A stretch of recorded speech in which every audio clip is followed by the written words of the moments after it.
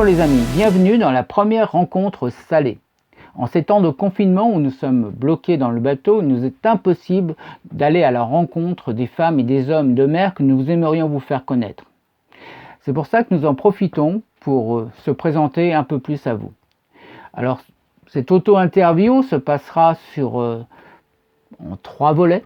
Le premier volet, ça sera notre présentation personnel. Deuxième volet sera la présentation de notre association Latitude Nomade et le troisième volet portera sur la présentation de la chaîne. Comment vous appelez-vous? Quel âge avez-vous? Où habitez-vous?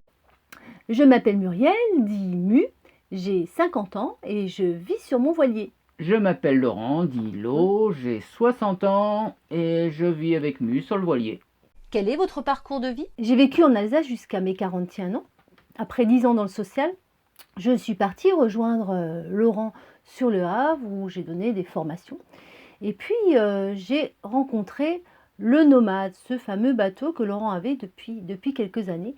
Et on a décidé de le retaper complètement. On a mis 4 ans à le retaper. Et puis l'idée s'est fait petit à petit de vivre dessus et de changer complètement de mode de vie. Et c'est ce qu'on a fait. Et j'ai pris beaucoup de plaisir à refaire ce bateau. Et puis il y a eu les premières navigations, moi qui n'avais pas du tout le pied marin, bien au contraire, j'avais souvent du mal avec le bateau ou avec le train, les modes de transport en fait. Et puis finalement, je me suis très bien habituée. J'ai appris beaucoup de choses avec Laurent. Il m'a appris tout ce qu'il faut savoir sur la navigation. Ça a mis un petit peu de temps, mais voilà, on ne peut pas apprendre comme ça du jour au lendemain. J'ai pris beaucoup de plaisir. Et puis, il y a eu les fameuses navigations de nuit où vous apprenez à gérer tout seul votre bateau. Et après de nombreuses navigations en Angleterre, en Espagne, au Portugal, l'idée est venue de partir pour des voyages plus lointains. Alors pour ma part, le parcours a toujours été orienté voile et voyage. Quand j'étais enfant, déjà, je rêvais d'aventure, je rêvais de terre lointaine. J'habitais dans l'Oise, assez loin de la mer.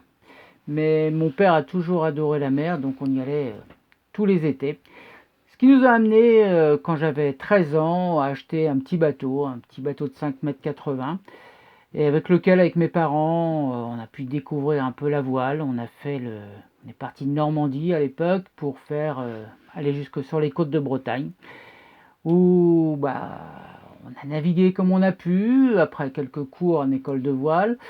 À l'époque, le GPS n'existait pas, et donc il fallait faire nos points avec le compas de relèvement. On a appris sur le tas, comme ça, pas de sondeur, donc on plongeait nos sondes à la main. Tout ça, donc, c'était l'aventure que je recherchais, et ça m'a tout de suite bien parlé. Ce qui fait que je continuais comme ça dans la voile, les croisières, et puis à 18 ans, j'ai passé mon monitorat de voile. J'ai fait le premier Tour de France à la voile. Ça c'était plutôt la compétition, c'est pas ce qui m'a plus percuté, c'est pas vraiment ce que je recherchais, donc j'ai continué par moi-même jusqu'à ouvrir 1 an plus tard, à 19 ans, ma première école de croisière sur le Havre, où là je me suis complètement épanoui avec mes stagiaires. Ça a été vraiment quelque chose de formidable dans ma vie. Jusqu'à mes 23 ans, où il a fallu que je fasse un choix crucial entre continuer la croisière, l'école de croisière, où je partais 6 mois par an de Normandie jusqu'en Méditerranée, où il a fallu vraiment que je fasse ce choix, soit de vivre avec quelqu'un, la personne que j'avais trouvée à ce moment-là, mettre mon sac à terre, ou continuer ma vie d'aventure. Donc j'ai pris le choix de mettre mon sac à terre. Mais je n'ai pas pour autant oublié la voile, donc là j'ai travaillé comme chef de base dans une école de voile. Puis ensuite, j'ai rejoint le social comme Mu tout à l'heure, où j'ai fait un éducateur. Pour finir par vivre dans le bateau après un divorce, avec mes enfants, c'est dans ce bateau que j'ai élevé mes deux enfants, une semaine sur deux. Voilà, et on partait le week-end en aventure, tous ensemble, en famille. Et puis j'ai eu la chance de rencontrer Mu, qui venait d'Alsace. On s'est rencontrés. C'était pas gagné qu'elle aime le bateau, puisqu'elle me racontait qu'elle était souvent malade. C'était pas son truc, le bateau. La première fois que je l'ai fait découvrir le bateau, elle était malade même sur le ponton, donc ça a été assez difficile, mais assez accroché. Et donc elle m'a proposé de revivre cette aventure un peu avec moi, de lancer le bateau. Et on a commencé doucement, on a loué un petit bateau en Bretagne pour découvrir un petit peu la voile de façon plus calme, dans de bonnes conditions. Et comme ça a été tout de suite l'osmose entre elle et la mer, voilà, on a décidé de remettre ce bateau en état parce qu'il en avait besoin. Ça faisait un moment que je n'avais pas trop travaillé dessus. Et après 4 ans, comme je vous disais, de travaux, on a réussi à avoir un bateau qui maintenant nous plaît bien, qui est bien équipé pour la haute mer, et avec lequel on a envie de vivre pas mal d'aventures. Donc on avait envie de partir sur des grandes croisières autour du monde. Bon, la vie pour l'instant, on a décidé un petit peu autrement pour des obligations personnelles. On est un peu obligé de rester ici, hein, des parents âgés et plein d'autres choses. Donc pour l'instant, on tourne dans la région. Voilà, c'est un peu ça le gros de notre présentation. Dans la région de Bretagne. Bretagne pour l'instant, puisqu'on a quitté la Normandie, parce qu'on a adoré, on est tombé amoureux de la Bretagne, et on a énormément de choses à faire ici, donc on en profite pour découvrir. C'est, on pourrait dire, le début de notre tour du monde. Pouvez-vous nous présenter le Nomade? Alors on navigue sur un Mélodie de 1978 de chez Jeannot. On l'a refait entièrement, il a été isolé complètement. C'était un gros refit parce que avec l'âge il avait pas mal vieilli. Mais bon, maintenant il est bien équipé, on a même le chauffage à bord, chauffage dans les 3 cabines, parce que ça on a prévu une navigation éventuellement dans le nord et dans le sud, très sud, au niveau des 40e, 50e, donc on a bien travaillé sur l'isolation, sur le chauffage. Le gréement a été refait entièrement. Bon, il nous reste un petit peu les voiles à éventuellement changer prochainement, mais sinon il est en parfait état, il nous rend heureux. Quant au moteur, j'en ai pas parlé, mais le moteur également été changé. Maintenant on a un 30 chevaux qui a 5 ans. Voilà, donc on est assez content du bateau. Et puis on a également isolé toutes les parois du bateau pour justement avoir moins d'humidité.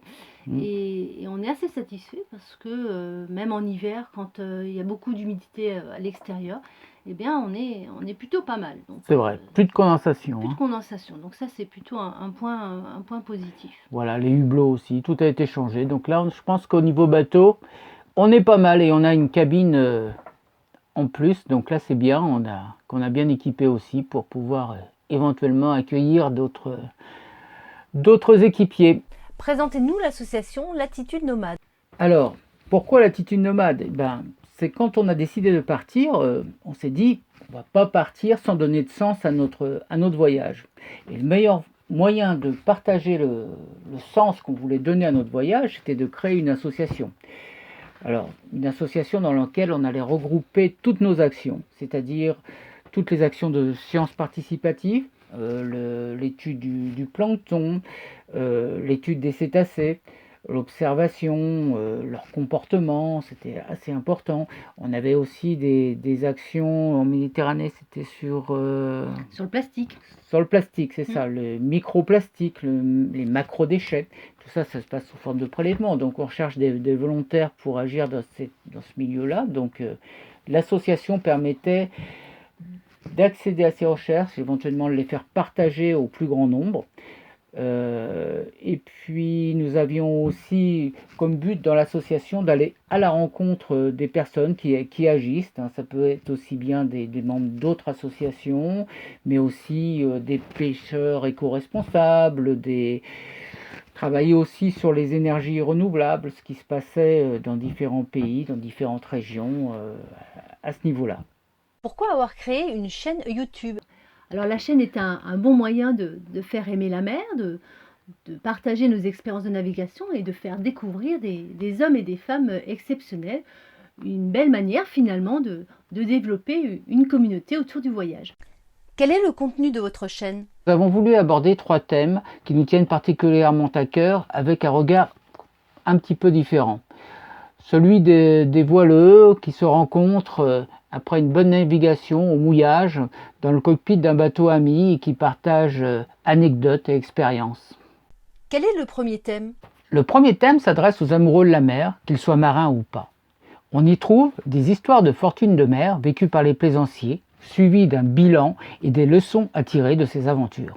Et le deuxième thème? Le deuxième thème, les tutos nomades sont plutôt tournés vers les voyages en autonomie.